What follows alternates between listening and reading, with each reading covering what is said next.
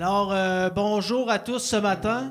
On est content de vous compter parmi nous. Si vous êtes à la maison, sur Facebook ou sur YouTube, peu importe avec quoi vous nous écoutez. Ce matin, on va commencer avec le chant Dieu a tant aimé le monde. La semaine passée, c'était la Saint-Valentin, ce que plusieurs considèrent comme la fête de l'amour. En fait, on n'a pas vraiment connu l'amour si on n'a pas connu Christ, qui lui a un véritable amour inébranlable et inconditionnel par la mort à la croix qu'il a eu pour nous. Alors, pour le remercier, chantons ce beau chant ensemble.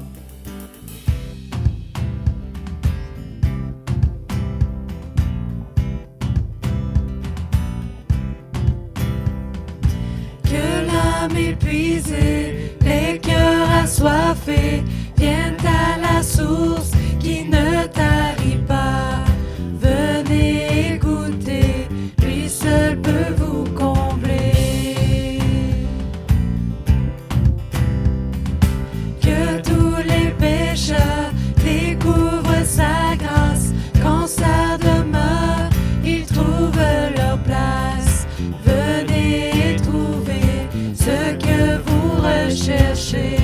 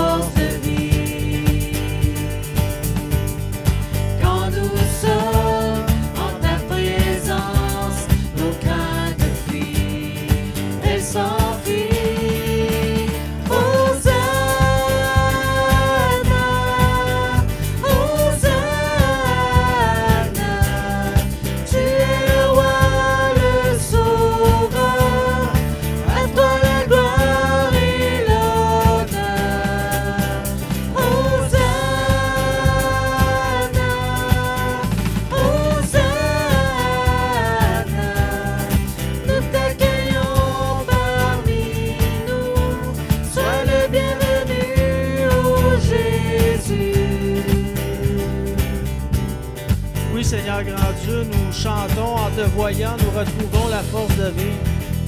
En ta présence, nos craintes fuient. Merci Seigneur grand Dieu, parce que c'est vrai qu'en ta présence, j'ai une joie de vivre, Seigneur Dieu, que j'aurais pas sans toi. Et merci que par ta grande puissance, Père, tu peux faire en sorte que n'importe quelle de mes craintes, Seigneur Dieu, s'enfuit. Peu importe ce que c'est, Père, que ce soit la maladie, que ce soit... peu importe, Père, avec toi, on n'est plus que vainqueurs. Et merci pour tout ce que tu fais pour nous. En te voyant, nous retrouvons la force de vie. Quand nous sommes en ta présence, nos craintes fuient. En te voyant, nous retrouvons la force de vie. Quand nous sommes en ta présence, nos craintes fuient, elles s'enfuient. Hosanna, Hosanna, tu es le roi, le sauveur, à toi la gloire et l'honneur. Hosanna, Hosanna, nous t'accueillons parmi nous, sois le bienvenu, ô Jésus.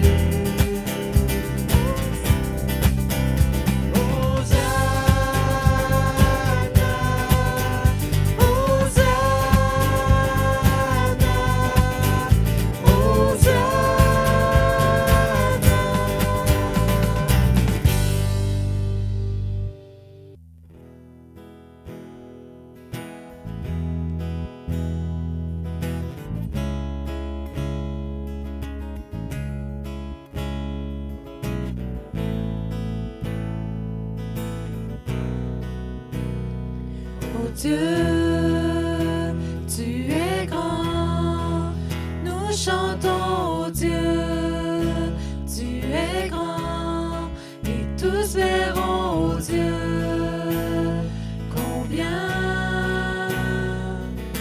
tu transformas l'eau en vin, touche à les yeux de ta main, nul n'est comme toi. Comme toi, dans nos ténèbres tu brilles, tu nous redonnes la vie, nul n'est comme toi, comme toi. Dieu admirable, inébranlable, ton nom surpasse toute puissance. Dieu de miracles, incomparable, ô Dieu, notre Dieu,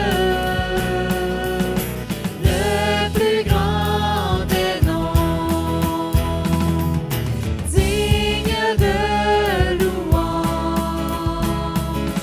Mon cœur s'écrie, ô Dieu, tu es grand,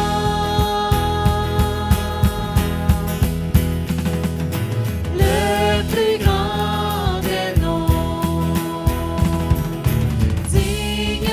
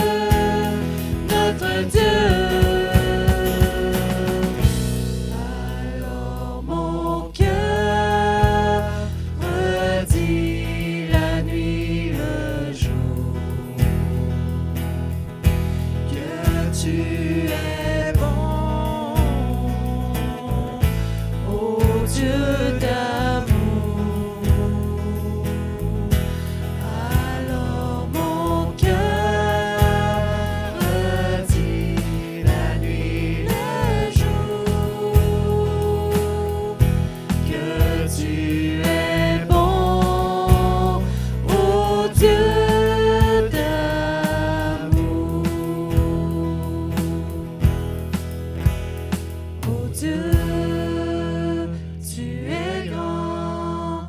Nous chantons, oh Dieu, tu es grand. Et tous verront, oh Dieu, combien tu es grand.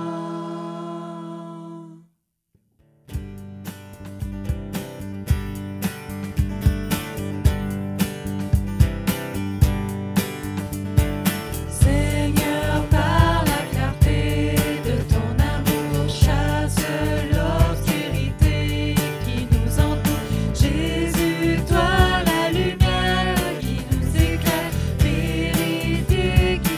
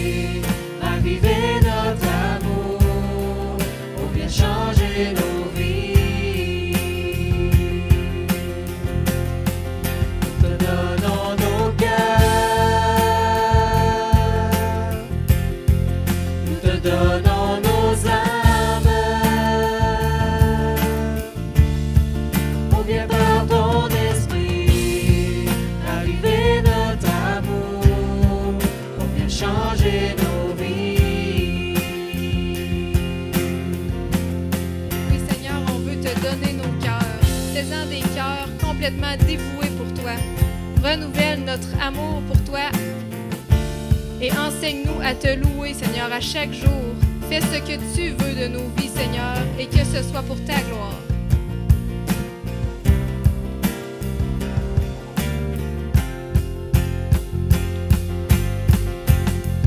Nous te donnons nos cœurs, nous te donnons nos âmes. On vient par ton esprit raviver notre amour, on vient changer nos vies.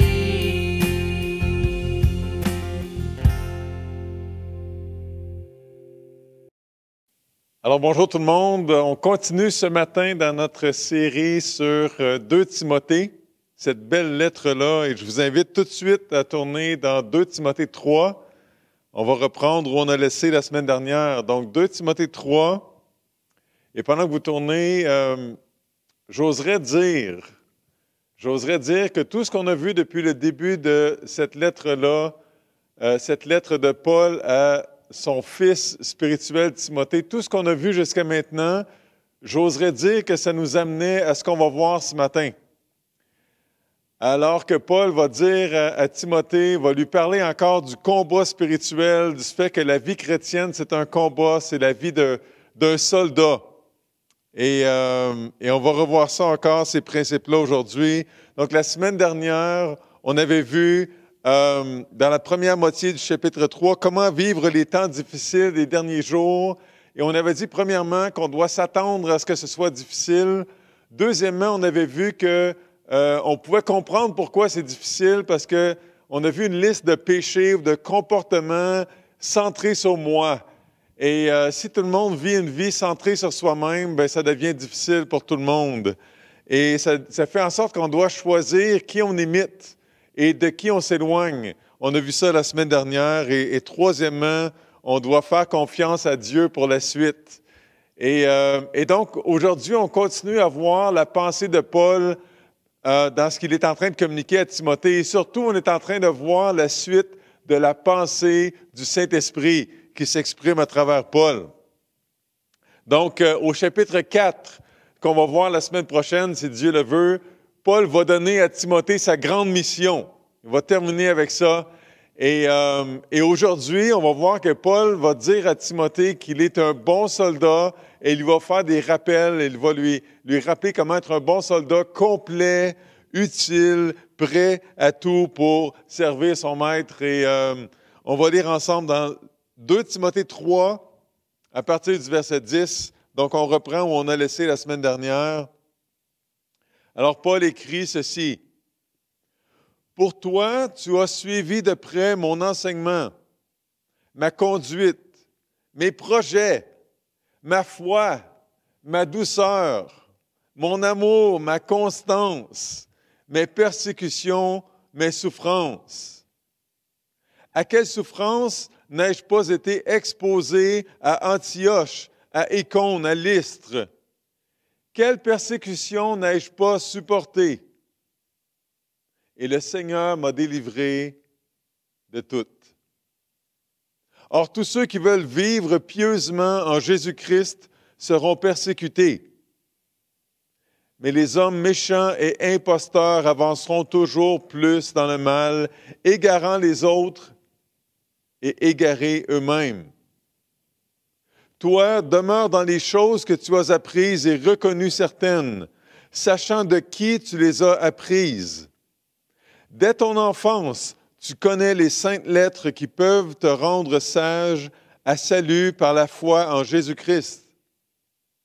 Toute écriture est inspirée de Dieu et utile pour enseigner, pour convaincre, pour corriger, pour instruire dans la justice, afin que l'homme de Dieu soit accompli et propre à toute bonne œuvre. » Prions ensemble.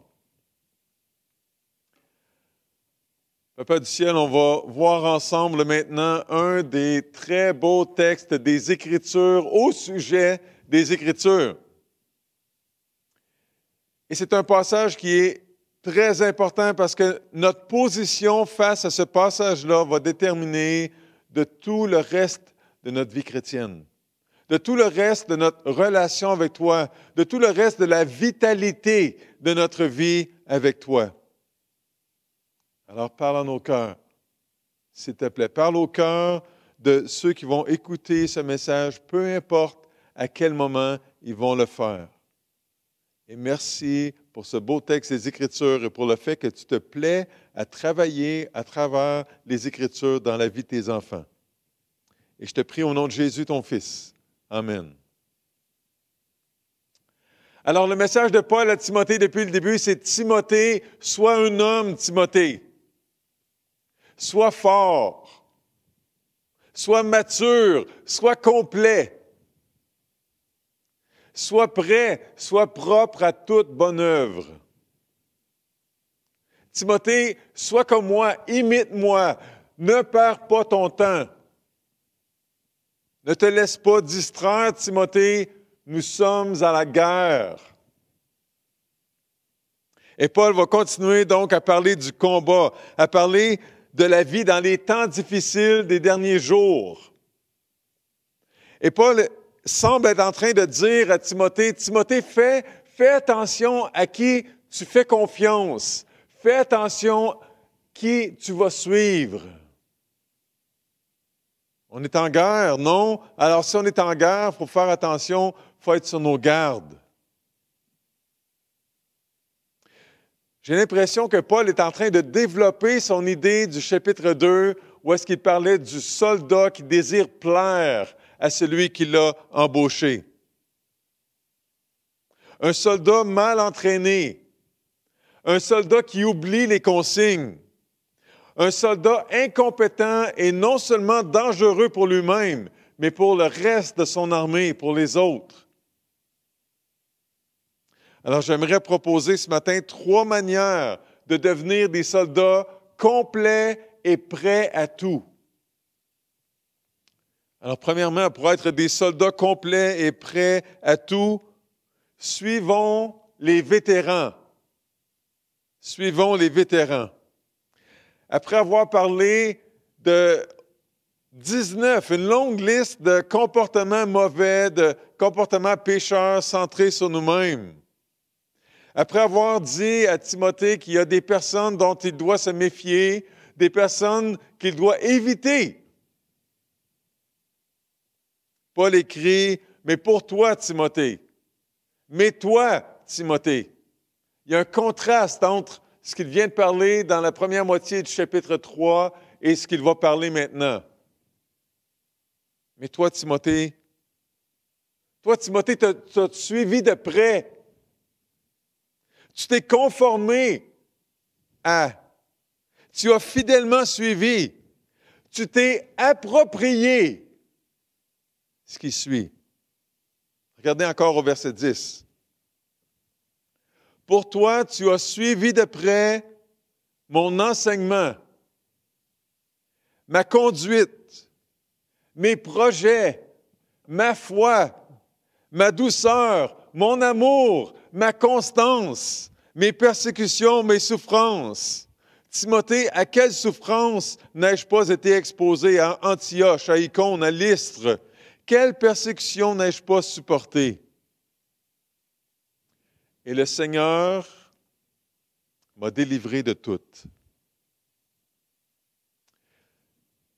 Paul dit à Timothée, Timothée, tu n'as pas juste écouté mes enseignements. Tu as observé et tu as imité ma conduite. Timothée, tu es embarqué dans mes projets puis tu as vu de quoi ça avait l'air.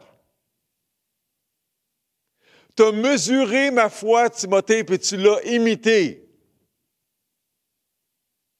Tu as vu ma douceur et tu en as bénéficié. Même chose pour mon amour. Timothée, tu m'as vu dans la persécution puis dans la souffrance et tu as vu que j'avais persévéré. Tu le sais, Timothée, parce que tu étais là. Timothée n'était pas seulement en train de suivre la chaîne YouTube de Paul. Timothée n'était pas juste l'ami Facebook de Paul. Il ne suivait pas ses podcasts. Il passait du temps avec lui. Et on ne forme pas un soldat derrière un ordinateur. On forme un soldat sur le terrain, dans l'action. Et de la même manière, on ne mesure pas la valeur d'un mentor derrière l'ordinateur, mais en regardant l'ensemble de son œuvre. L'autre jour, un de mes amis m'a envoyé un article intéressant que je suis allé lire et je trouvais ça assez intéressant. Et quand je suis allé voir l'auteur, j'ai découvert que l'auteur s'assemblait avec des gens douteux, que l'auteur avait lui-même des comportements douteux et d'autres enseignements douteux, même si celui que je venais de lire semblait tenir la route. Paul dit à Timothée, « Tu m'as vu dans toutes les situations, Timothée, à toutes les sauces. » C'est important de regarder l'ensemble de l'œuvre de quelqu'un. Surtout des gens qu'on prend comme modèle, de qui on s'inspire. Et je pense que c'est biblique d'avoir des modèles dans notre Église locale, des modèles en chair et en os, avec qui on partage l'aventure de la vie chrétienne, avec qui on partage les enseignements, la conduite, les projets, la foi, la douceur, l'amour, la constance, la persécution, la souffrance. Si on est en guerre, il faut bien saisir contre qui on fait la guerre et avec qui on se bat. La guerre spirituelle, ce n'est pas un jeu vidéo. Ce n'est pas une guerre virtuelle qu'on mène derrière un écran. C'est un jeu réel, une guerre réelle, des souffrances réelles, des enjeux réels. Et c'est très intéressant de voir que Paul écrit que Dieu l'a délivré de toutes les souffrances, de toutes les persécutions. Est-ce que Paul est en train de dire que Dieu lui a évité ça? Bien, c'est sûr qu'il n'est pas en train de dire ça. Il dit le contraire. Donc, Paul est en train de dire, le Seigneur Jésus m'a accompagné. Il a été présent avec moi.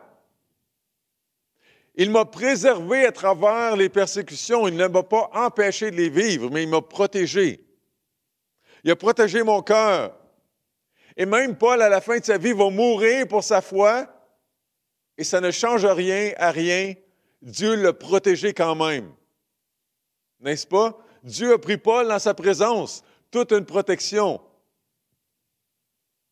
On ne peut pas ramener la protection, la délivrance juste à ce qui est physique. On discutait la semaine dernière dans notre petit groupe sur la prière. Et on se posait la question où on réfléchissait en disant, c'est possible de demander à Dieu de nous protéger quand on prend la route, mais de mourir dans un accident. Quelle belle protection, quelle belle délivrance, n'est-ce pas? De se retrouver dans la présence parfaite de Dieu, un bel exaucement à la prière. Et Dieu, dans sa grande sagesse, dans ses plans sages et aimants pour nous, pourrait choisir de faire en sorte qu'on a un accident et qu'on reste paralysé, paraplégique, je ne sais pas.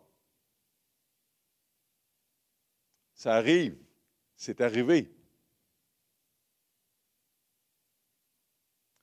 N'est-ce pas que Dieu a le droit de faire ce qu'il veut avec ses soldats? De les utiliser comme il veut. Et le plus dangereux, ce serait d'être en quelque part où Dieu n'est pas, de nous retrouver ailleurs que dans la présence, ailleurs que dans la volonté de Dieu. Ça serait dangereux. Suite à une lettre d'opinion que j'ai envoyée à notre journal virtuel enbosse.com, Quelqu'un a écrit le commentaire suivant, je trouve ça intéressant. La personne écrit, « Il est où votre sauveur en ce temps de pandémie? Il n'a pas l'air de travailler très fort.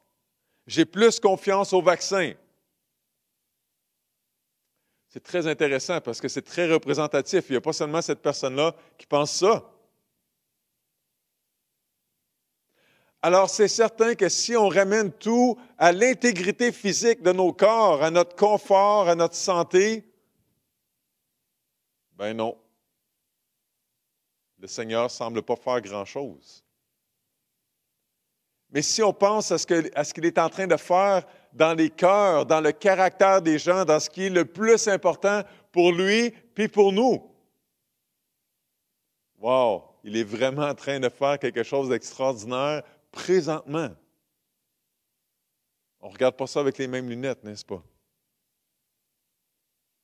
Donc, pour revenir à notre texte, Paul dit que la souffrance et la persécution, ça fait partie du plan de Dieu pour ses enfants parce que Dieu est en train non seulement de protéger nos corps, mais de travailler notre caractère, nos cœurs, notre être invisible, notre être intérieur. Et donc, Paul revient encore à ça dans sa dernière lettre à Timothée qu'on est en train de lire. Et Paul revient sur sa propre souffrance pour Christ. Et il ajoute au verset 12, « Or, tous ceux qui veulent vivre pieusement en Jésus-Christ seront persécutés. » Alors, si tu cours après le confort, c'est très normal, c'est une réaction normale. Mais ce n'est pas ça la vie chrétienne, soldat. C'est normal, mais ce n'est pas à ça que tu as été appelé, soldat de Christ. C'est normal de rechercher le confort, mais, cher soldat, ce n'est pas à ça que tu t'es engagé. C'est normal de vouloir le confort, mais ce n'est pas à travers ça que le Saint-Esprit va t'équiper, soldat. Depuis le début de sa lettre, Paul dit qu'il souffre et il invite Timothée à souffrir avec lui, à souffrir comme lui. Alors, si vivre l'Évangile ne te coûte rien, tu dois te poser de sérieuses questions à la lumière des Écritures. Frères et sœurs, est-ce qu'on est prêt à souffrir pour l'Évangile de Christ? À souffrir comme Christ, à souffrir comme Paul, à souffrir comme Timothée, à souffrir comme ceux qui nous ont devancés dans la foi.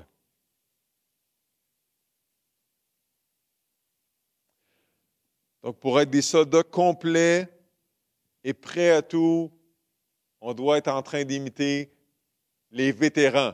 Et deuxièmement, pour être des soldats complets et prêts à tout, évitons de suivre ceux qui sont perdus. Je ne veux pas insulter votre intelligence en vous disant des choses qui sont tellement évidentes, mais il me semble que c'est là dans le texte et on doit juste se le rappeler. Au verset 13. Mais les hommes méchants et imposteurs avanceront toujours plus dans le mal, égarant les autres et égarés eux-mêmes. Il y a certaines personnes qui peuvent être imitées, puis d'autres non. Donc, Paul revient encore aux gens qu'il faut éviter. Paul dit à Timothée, tu m'as imité, Timothée, mais il y a des gens que tu ne devrais pas imiter. Donc, il en a parlé au début du chapitre, on a vu ça la semaine dernière, puis là, Paul en rajoute un peu. Il parle des méchants. Paul vient de dire que lui est doux et aimant, mais il y a des gens qui sont méchants. Il y a des imposteurs, des tricheurs, des hypocrites, des charlatans. Paul vient de dire à Timothée, « Timothée, tu m'as vu dans toutes sortes de contextes. Tu sais que ma conduite, tu sais que mes projets correspondent avec mon enseignement. Mais il y a des gens méchants, des gens qui veulent faire à croire quelque chose, des gens qui disent quelque chose, mais qui font autre chose.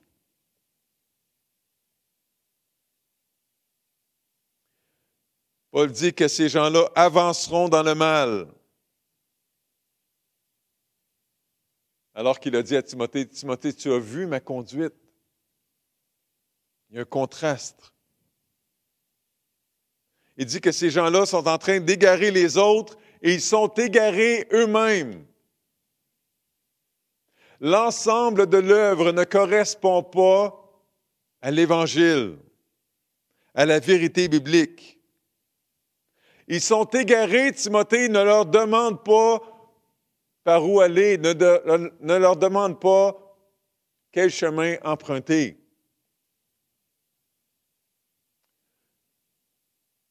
Je crois que dans notre culture populaire, les bumper stickers, les autocollants qu'on met sur les voitures sont une belle forme d'expression qui se perd.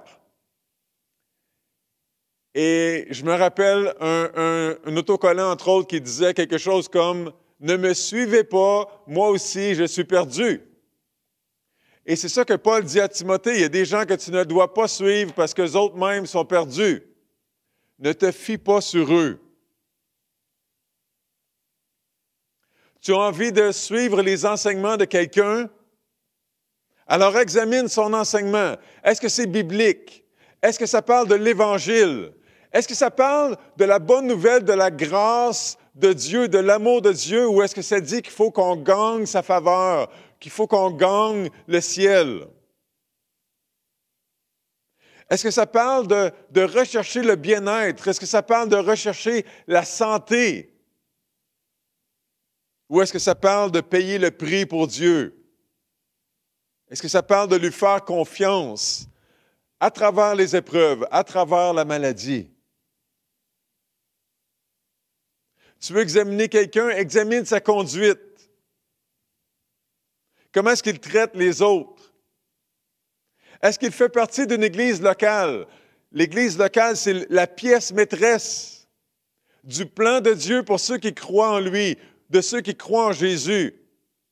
Quelqu'un qui ne croit pas à l'église locale, qui ne participe pas activement à une église locale, c'est très douteux à la lumière des Écritures.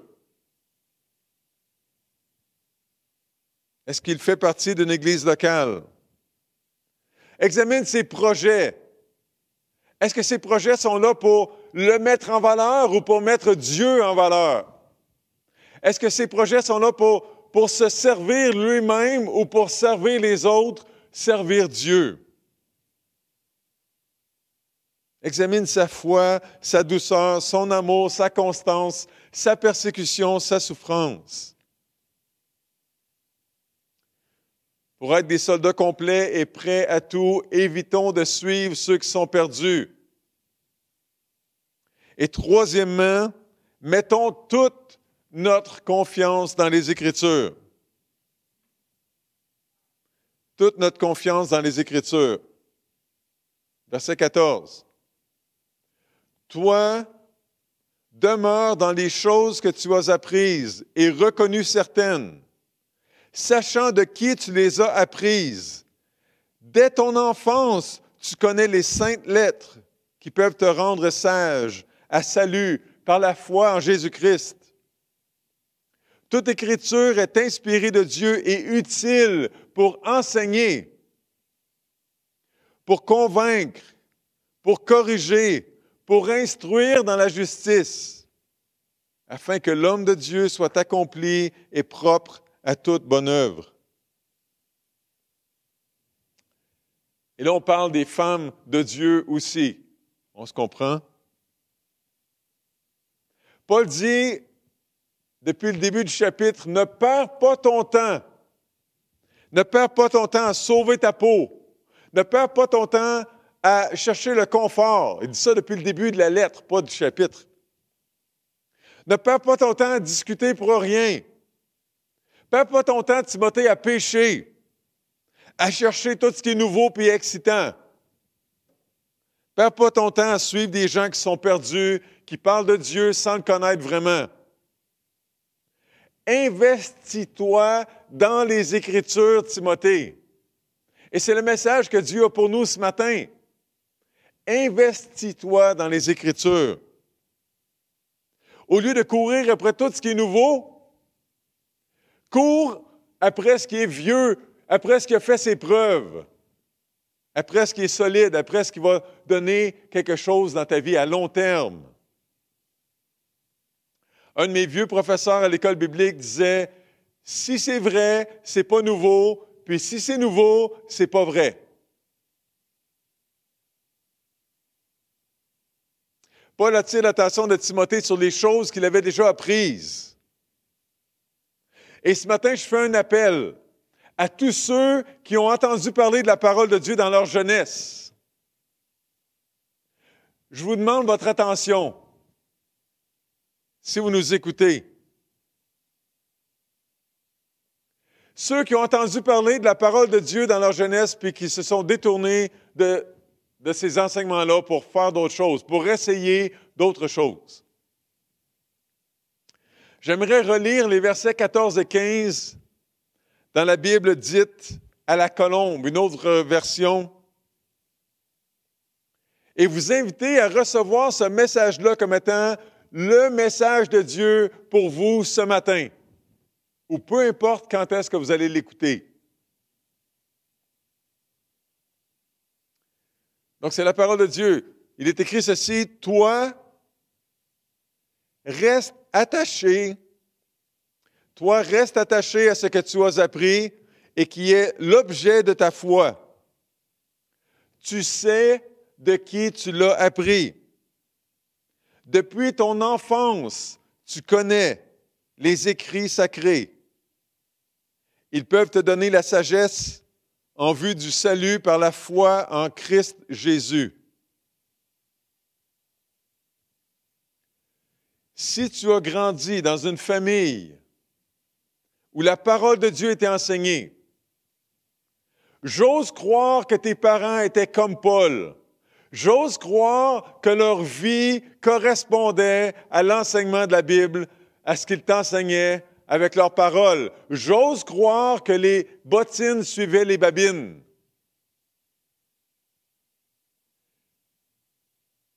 Et des fois, c'est pas comme ça, malheureusement.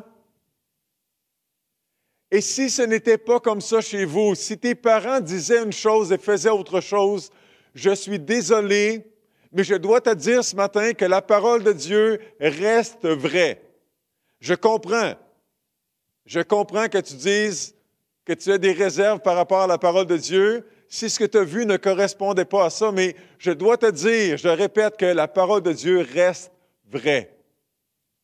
Et je t'encourage à reconsidérer ta position face aux Écritures. Tout ce que tu as essayé d'autre jusqu'à maintenant, de toute façon, prouve que ça ne fonctionne pas ce que tu as essayé. Ça ne fonctionne pas, ça ne remplit pas le vide que tu as à l'intérieur. Tu n'as pas trouvé ce que tu cherches encore. Est-ce que tu oserais redonner une chance à la parole de Dieu? Est-ce que tu oserais prendre un livre de la Bible, n'importe quel? J'ai envie de te faire des suggestions, mais c'est entre toi et Dieu.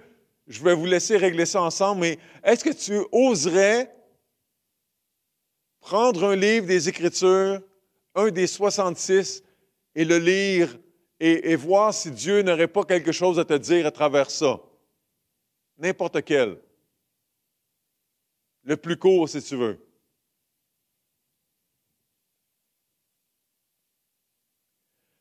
Et nous autres, les parents, vivons les Écritures. Vivons selon ce qu'on enseigne à nos enfants pour qu'on puisse leur dire, comme Paul a dit à Timothée, « Tu as suivi mon enseignement, tu as vu ma conduite, tu as vu ma douceur, tu as vu mon amour, tu as suivi ça. » Et si notre comportement n'a pas été à la hauteur des Écritures, peut-être qu'on a besoin de demander pardon à Dieu, peut-être qu'on a besoin de demander pardon à nos enfants.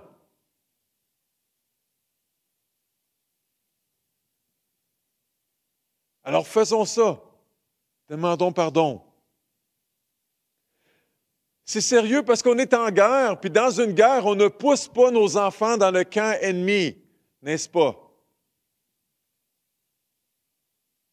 Alors on confesse à Dieu, on demande pardon à nos enfants, et après ça, on ne se sent pas coupable pour le reste de notre vie. Après ça, on prie, on attend, on aime. Parce que l'autre réalité, c'est que nos enfants ont leur propre choix à faire, qui ne dépendent pas de nous. Donc, on ne peut pas prendre sur nos épaules leurs choix, puis les conséquences de ces choix-là dans leur vie. On peut examiner notre cœur à la lumière des Écritures. Les choses que tu as apprises. Et Paul va parler des Écritures qui peuvent être un tremplin vers le salut par la foi en Jésus-Christ. Savez-vous pourquoi les gens ne lisent pas les Écritures? Pourquoi les gens font seulement lire rapidement les Écritures sans trop plonger en profondeur, en les étudiant, en les méditant? C'est parce que c'est dangereux de lire les Écritures.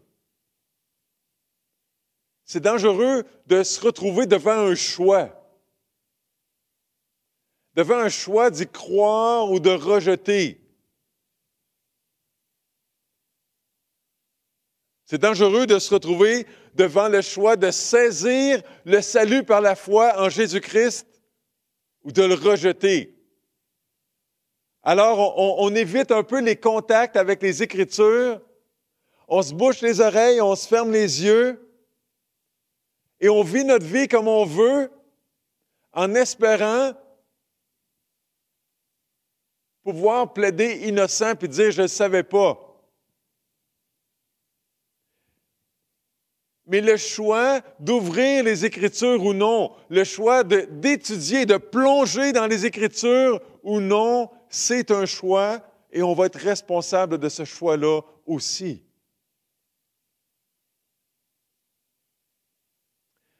J'ai lu attentivement les Écritures un jour pour prouver à quelqu'un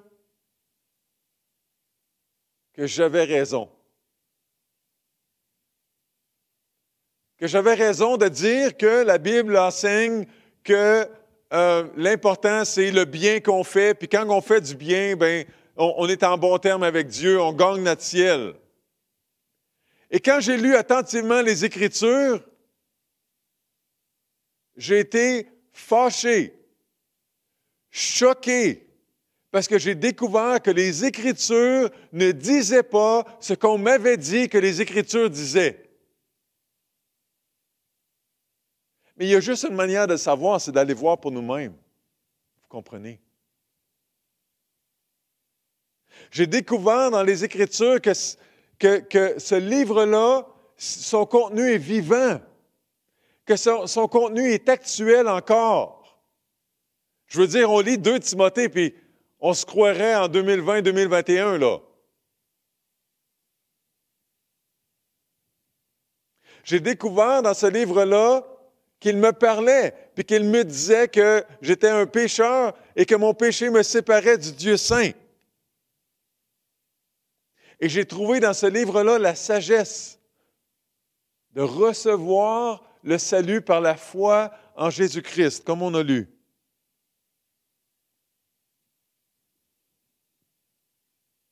On a parlé la semaine dernière de ceux qui ont seulement un vernis extérieur, une apparence de religiosité, de piété.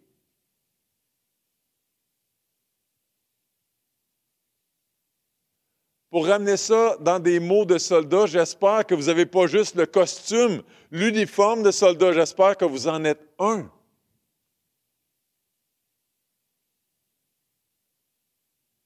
Parce que regardez ce que la suite dit au sujet du soldat. Toute écriture est inspirée de Dieu. Donc, Paul parle toujours des saintes lettres. Il n'est pas en train de dire que tout ce qui est écrit sur un papier quelque part est inspiré de Dieu. Il est en train de parler des Saintes Écritures. Et les mots que Paul utilise sont vraiment intéressants. Paul dit que toute Écriture est soufflée de Dieu, inspirée de Dieu. Ce n'est pas les pages de ma Bible qui sont saintes, c'est le contenu. C'est qu'est-ce que ça veut dire?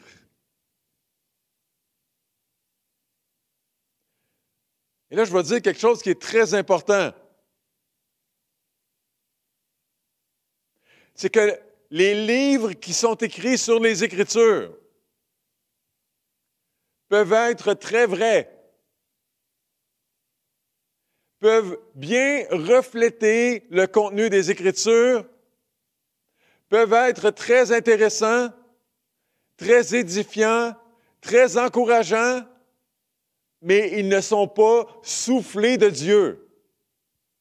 Ils ne sont pas la parole de Dieu. Alors, frères et sœurs et chers amis, pourquoi nous contenter de ce que quelqu'un d'autre dit sur les Écritures alors qu'on peut lire nous-mêmes les Saintes Écritures soufflées par Dieu, la sainte parole de Dieu? Il y a des gens qui ont donné leur vie pour que nous, on puisse aujourd'hui tenir ce livre-là dans nos mains, dans notre langue.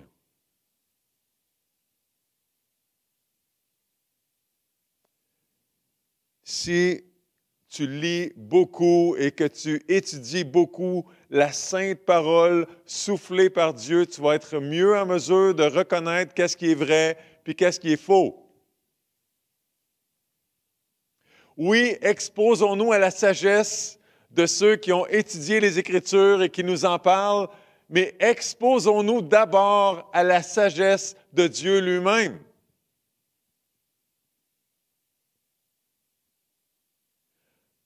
Un des plus grands dangers pour les chrétiens, un des plus grands dangers pour les êtres humains en général, c'est de laisser n'importe qui leur dire c'est quoi la vérité.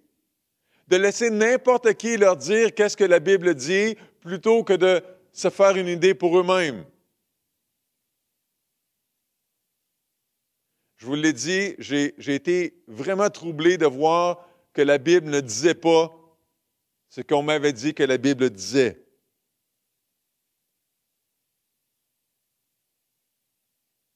Je pensais qu'on pouvait gagner le ciel et la Bible dit que non. La Bible dit que tout ce qu'on fait avant de recevoir le salut et la vie éternelle par la foi, tout ce qu'on fait, c'est sale, c'est sali par notre péché. On ne peut pas présenter ça à Dieu pour recevoir sa faveur. Cette question-là, c'est une question de vie ou de mort. Alors, ne me croyez pas sur parole. Allez voir pour vous-même dans les Écritures. Et là, je m'adresse aux chrétiens en particulier. C'est une question de vie ou de mort pour nous. Si tu as placé ta foi en Jésus-Christ, mais que tu ne t'exposes pas aux Écritures, tu ne peux pas devenir un bon, solide, complet soldat de Christ. Tu vas juste avoir l'apparence de piété, mais il va te manquer l'essentiel, ce qui en fait la force dans les mots de Paul. En ne lisant pas les Écritures, en ne t'exposant pas aux Écritures, tu es en train de dire à Dieu, tu es bien sympathique, ça me fait plaisir de croire en toi, mais je ne te fais pas trop confiance. Puis tes lettres d'amour, je les lirai quand ça me tentera. En fait, ce que tu as à me dire, ça ne m'intéresse pas tant que ça. J'aimerais ça juste faire ma vie. Puis en passant, merci de m'accueillir dans ton ciel à la fin de ma vie. C'est pas logique, n'est-ce pas? C'est pas logique. Toute Écriture est inspirée de Dieu et utile pour ça, pour ça, pour ça et pour ça. On y revient tantôt. Pourquoi? Afin que l'homme et la femme de Dieu soient accomplis et propres à toute bonne œuvre. Le but de notre contact avec les Écritures, c'est qu'on soit accompli et propre à toute bonne œuvre. Donc, qu'on soit accompli, ça veut dire qu'on soit qualifié, compétent, équipé, prêt, à la hauteur, capable, adéquat, complet, parfait, efficace. C'est ça que ça sert la parole de Dieu. Propre à toute bonne œuvre, qu'on soit prêt à tout. Prêt à servir notre Maître de n'importe quelle manière, dans n'importe quelle situation. Et Paul va dire ça à Timothée au chapitre 4. On va voir ça la semaine prochaine. Dieu ne nous a pas sauvés par nos bonnes œuvres. Il nous a sauvés pour de bonnes œuvres. Il veut qu'on soit prêt, qu'on s'entraîne comme un bon soldat. Et je veux répéter un texte important et classique des Écritures, et Régent en a parlé il y a 2 semaines. Et il a donné de bonnes explications que je ne répéterai pas, mais dans Éphésiens 2, au verset 8, pour nous amener au verset 10 qui parle des bonnes œuvres, Paul écrit, inspiré par le Saint-Esprit, soufflé, ces paroles-là sont soufflées par le Saint-Esprit, car c'est par la grâce que vous êtes sauvés. C'est un cadeau. C'est par la grâce que vous êtes sauvés, par le moyen de la foi, et cela ne vient pas de vous, c'est le don de Dieu, c'est un cadeau. On ne travaille pas pour recevoir un cadeau. Ce n'est point par les œuvres, afin que personne ne se glorifie. Car nous sommes son ouvrage, ayant été créés en Jésus-Christ. Ça, c'est la nouvelle naissance. Ayant été créés en Jésus-Christ pour de bonnes œuvres que Dieu a préparées d'avance afin que nous les pratiquions. Dieu nous prépare des choses à faire, chers soldats de Christ. Et on doit s'entraîner pour être prêt quand Dieu va nous demander de les faire. Les Écritures sont utiles pour enseigner, pour faire connaître la vérité, pour faire connaître l'Évangile, pour faire connaître comment on vit une vie qui plaît à Dieu, comment on reçoit le pardon des péchés, la vie éternelle, comment on combat le péché. Les Écritures sont utiles pour convaincre. Ici, c'est de convaincre quelqu'un qui a mal agi. C'est de reprendre. C'est un peu négatif, là, mais c'est bon de se faire reprendre quand on est dans l'erreur ou quand on est en danger. C'est l'expression d'une grande désapprobation. Les Écritures sont là pour convaincre les gens qu'ils ont péché, convaincre qu'ils sont dans l'erreur, réfuter, exposer les mensonges, les erreurs doctrinales, les mauvais comportements. Bien, ça, c'est une autre raison pourquoi les gens ne lisent pas les Écritures. Ils se font reprendre, ils n'aiment pas ça. Les Écritures sont utiles pour enseigner, convaincre, corriger. C'est le même sens, mais positif. Pour les remettre sur la traque, pour redresser, pour corriger les erreurs dans les pensées, dans les croyances, dans les comportements. Les Écritures sont utiles pour instruire dans la justice. Ça aussi, c'est positif.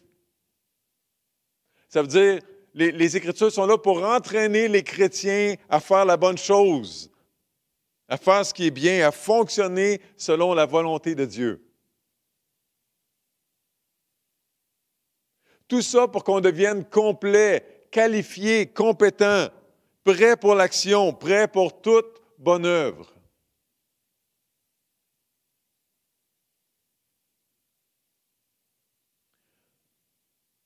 Alors, quelques questions pour les soldats de Christ. Est-ce que tu as des vétérans dans ta vie, des modèles? Des gens qui enseignent la vérité, mais qui vivent la vérité, qui expriment la douceur, l'amour, la confiance en Dieu, qui ont payé le prix puis qui le paient encore. Des modèles en chair et en os. Des gens dont l'ensemble de l'œuvre parle de Christ, de la bonne nouvelle. Un des premiers cours que j'ai suivis à l'école biblique, c'était avec un professeur qui était chrétien depuis une 60aine d'années. Juste d'être dans la même pièce avec lui, c'était édifiant. Et c'était évident par le cours qu'il donnait qu'il avait beaucoup de connaissances, qu'il avait une relation vraie avec son Dieu. Mais c'est quand on est allé chez Tim Hortons prendre un café après le cours que j'ai pu mesurer sa douceur, son amour, son humilité. Ah, c'était pas juste des connaissances. C'était un homme transformé au fil de ces 60 années-là. Et c'était beau, c'était édifiant, un beau modèle. Est-ce que tu as des vétérans dans ta vie? Est-ce que tu passes assez de temps dans les Écritures pour que les Écritures changent ta vie?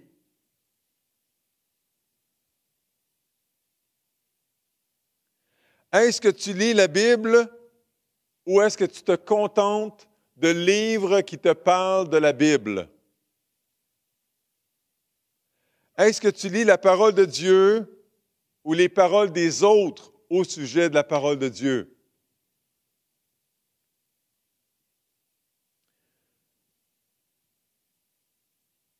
Frères et sœurs, comment est-ce qu'on va accomplir la mission que Dieu nous confie si on n'est pas au courant, c'est quoi? Si on ignore les détails. Si on n'est pas en train de s'entraîner pour accomplir la mission, comment on va faire? Comment est-ce qu'on va entretenir une relation avec notre Dieu si on ne lit pas ses lettres d'amour?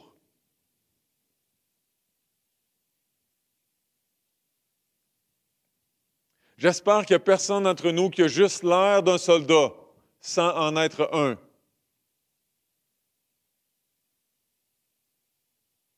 Je suis troublé par le verset 5 qu'on a lu la semaine dernière, où Paul dit « Ayant l'apparence de piété, mais reniant ce qui en fait la force. » Qu'est-ce qui fait la force d'un soldat? D'un soldat de Christ?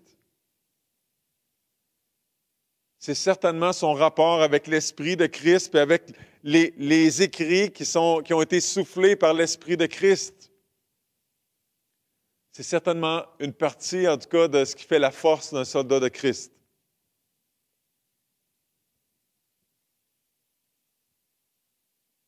Peut-être que tu es à l'écoute ce matin et que tu as déserté l'armée de Dieu.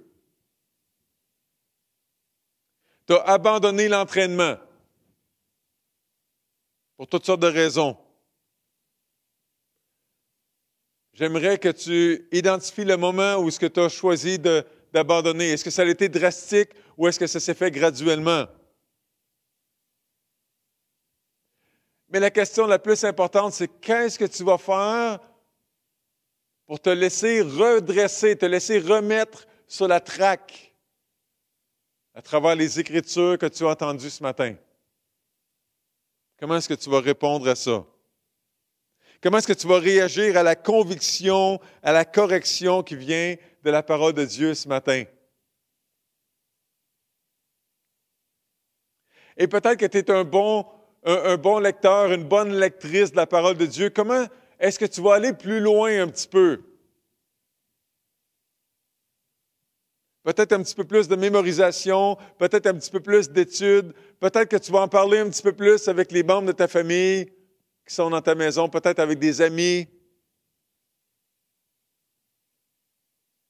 Peut-être que tu vas prier les Écritures un peu plus. Quelques questions peut-être pour ceux qui ne savent pas trop où ce qu'ils en sont par rapport aux Écritures. Est-ce que tu es game de prendre Dieu au sérieux et de prendre un livre des Écritures, n'importe quel, et de voir comment Dieu va te parler à travers ça? Comment Dieu va parler à ton cœur, à ce qui est le plus profond dans ton être, pas juste ton intelligence.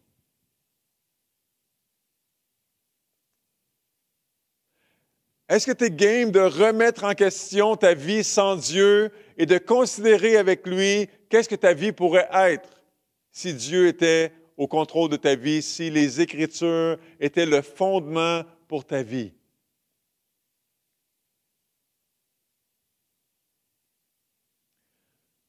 Il y a longtemps, l'auteur, compositeur, interprète Michel Rivard a composé La complainte du phoque en Alaska. Et c'est l'histoire d'un phoque dont la blonde est partie pour aller dans un cirque aux États-Unis faire tourner des ballons sur son nez et impressionner les gens. Et le refrain apporte avec lui une réflexion importante sur des choses qui sont non négociables ou qui sont prioritaires dans la vie. Et le refrain dit « Ça ne vaut pas la peine de laisser ceux qu'on aime pour aller faire tourner des ballons sur son nez. » À quoi est-ce que tu consacres ta vie? Est-ce que tu es en train d'abandonner un Dieu qui t'aime pour aller te divertir ou pour aller divertir les autres? Je répète ce que j'ai déjà dit, que Satan n'a pas besoin de détruire les chrétiens, il a seulement besoin de les distraire.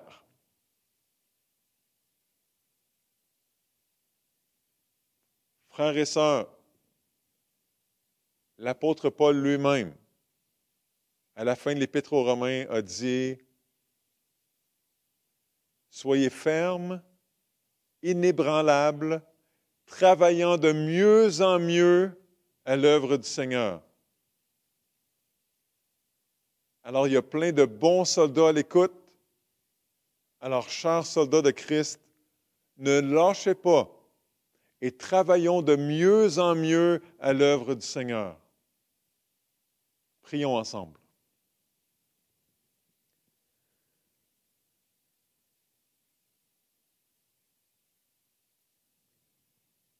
Papa du ciel, je veux déclarer aujourd'hui encore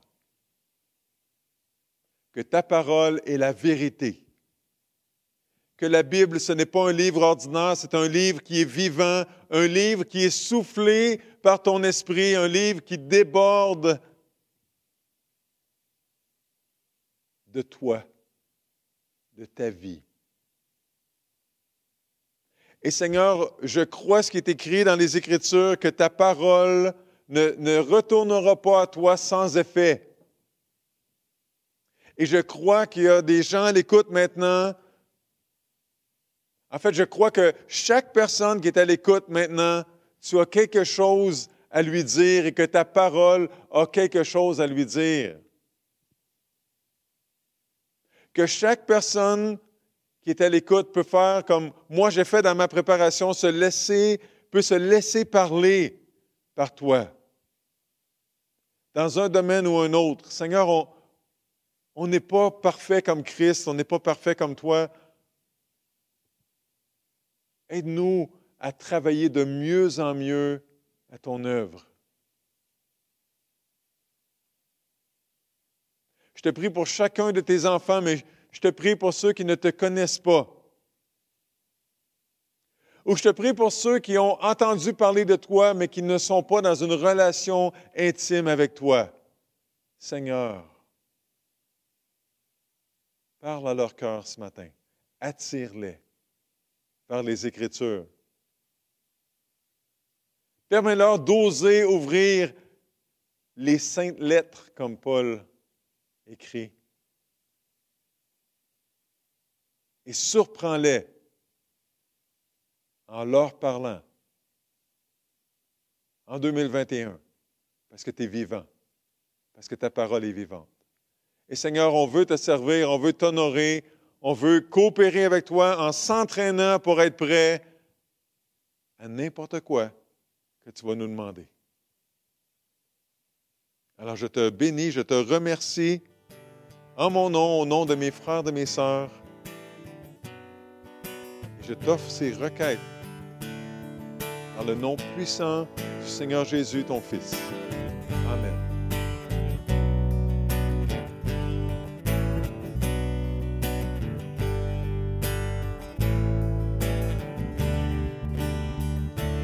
Bénis tout mon âme, oh mon âme, en gloire à son saint nom. Oh, chante comme jamais, oh mon âme, en gloire à son saint nom. Voici l'aurore d'un nouveau jour. Pour toi un chant doit s'élever devant ce qui m'attend et ce qui pourrait arriver. Qu'à la fin du jour je te chante encore. Bénis tout mon âme, oh mon âme, en gloire à son saint nom. Oh, chante comme jamais, oh mon âme, en gloire à son saint nom. Les chants bonté, lents à la colère.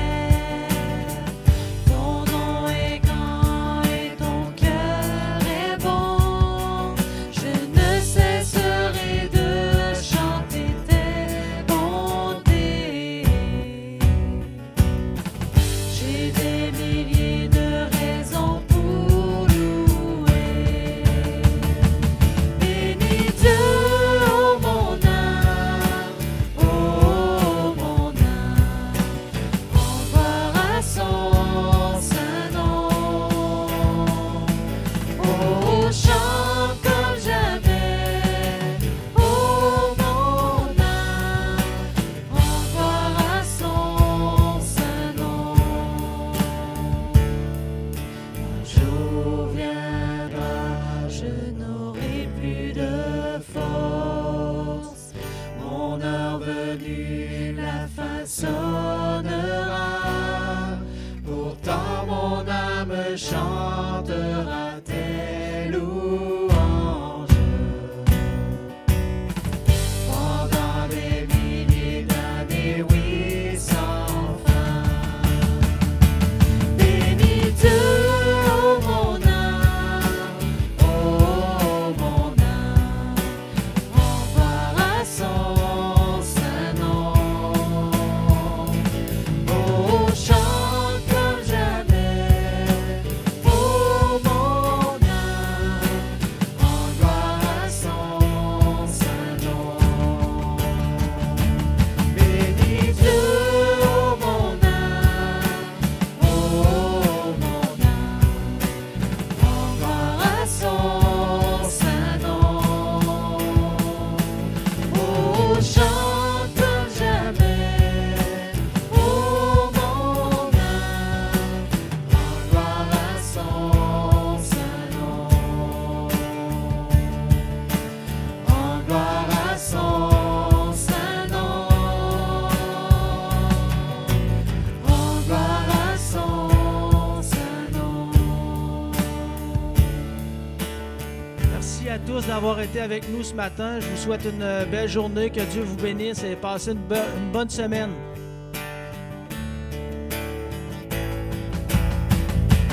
Bénis tout mon âme, oh mon âme, en gloire à son saint nom.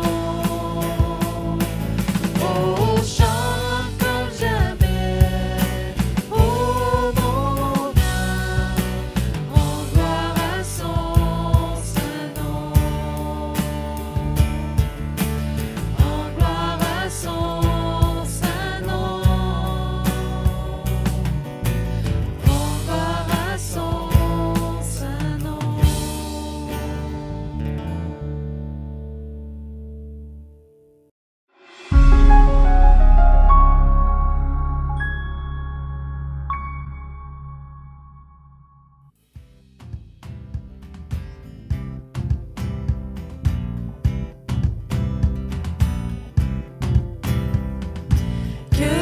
l'âme épuisée, les cœurs assoiffés viennent à la source qui ne tarit pas.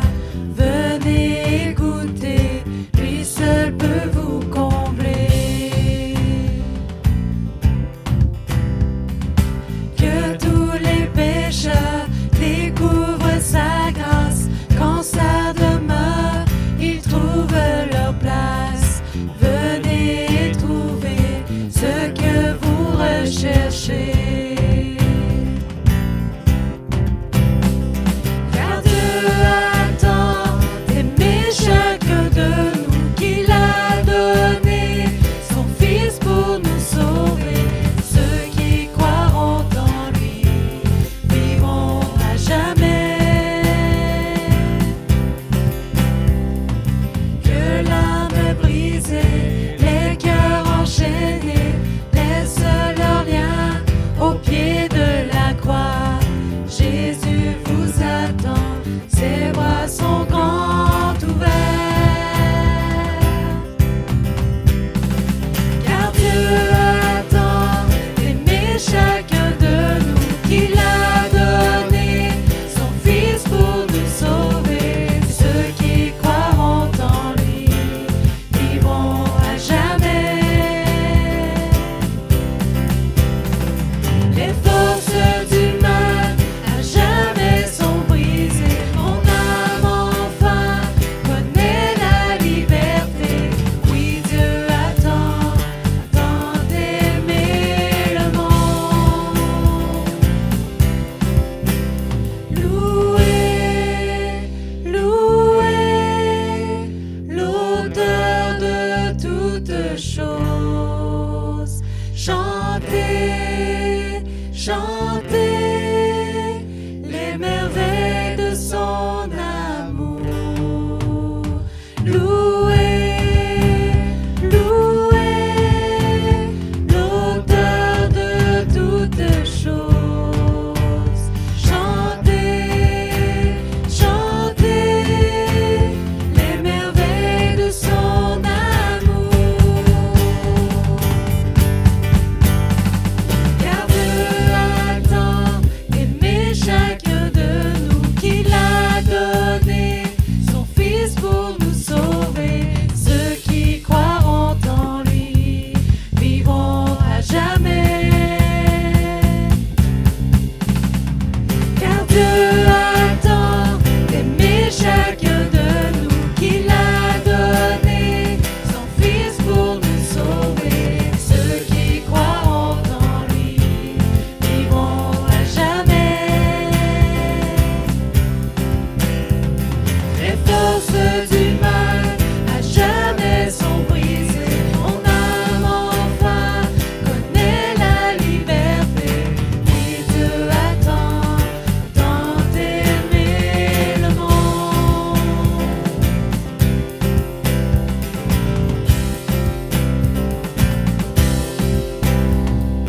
Que l'âme brisée, les cœurs enchaînés, laissent leur lien au pied de la croix. Oui, Dieu attend d'aimer